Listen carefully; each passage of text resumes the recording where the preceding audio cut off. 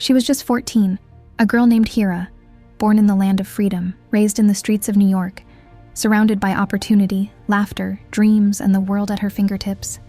But Hira had no idea that a one-way ticket to her family's homeland would also be her death sentence, not because of war, not because of crime, but because she loved to dance, smile, create, express, and her own father couldn't bear that. Hira Anwar was a 14-year-old American teenager. She was energetic, expressive, and full of life. Her favorite outlet? TikTok. Just like millions of other girls her age, she used the platform to express herself, dancing, lip-syncing, following trends. But that innocent expression would end up costing her everything. In early 2025, her family traveled from the US to Quetta, Pakistan, supposedly for a family visit. But what happened next was anything but ordinary. On January 27th, 2025, Hira was shot and killed in cold blood. At first, her father Anwar ul Haq told authorities she had been killed by unknown assailants. But soon, the truth surfaced. He had murdered his own daughter, claiming her TikTok videos were shameful and brought dishonor to the family. This tragedy isn't just about a father and daughter. It's about a collision of worlds. So many families come to Western countries in search of better lives, better futures for their children. They embrace the freedom, the technology, the economy.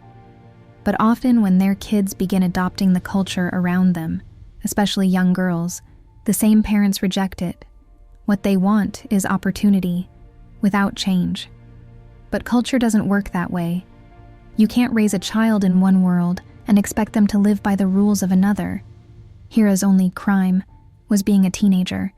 In the US, her videos would have been seen as fun, but to her father, shaped by patriarchal traditions and cultural expectations, her behavior was seen as defiance. What happened to Hira is called an honor killing, a brutal act where a family member murders someone, often a woman, to supposedly protect or restore family honor. According to the United Nations, over 5,000 honor killings occur worldwide each year, and that's just what's reported. Experts believe the real number could be much higher.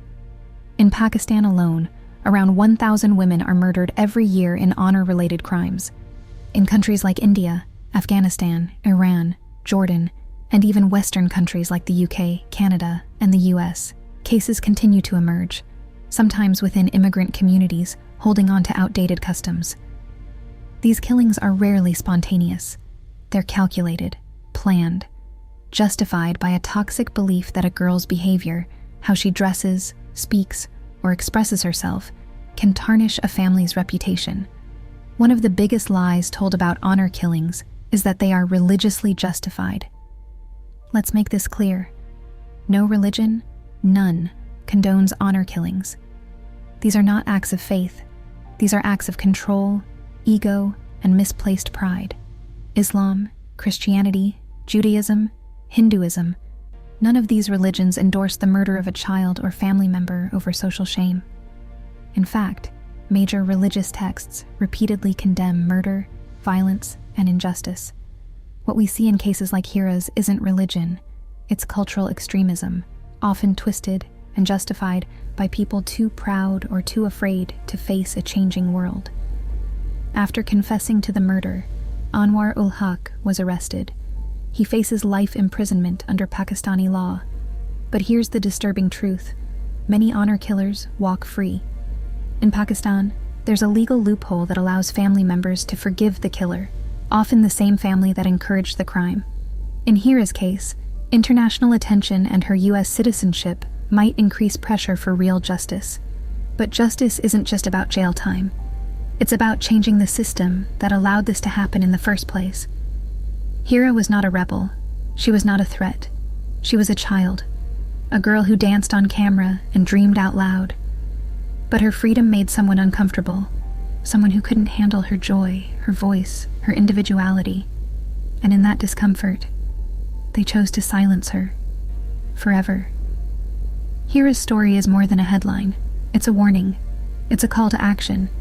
And it's a chance for us to speak for the voiceless. So if her story moved you, if it made you sad, or angry, or just made you think, then don't let it end here. Like this video, subscribe to the channel, and most importantly, share this story.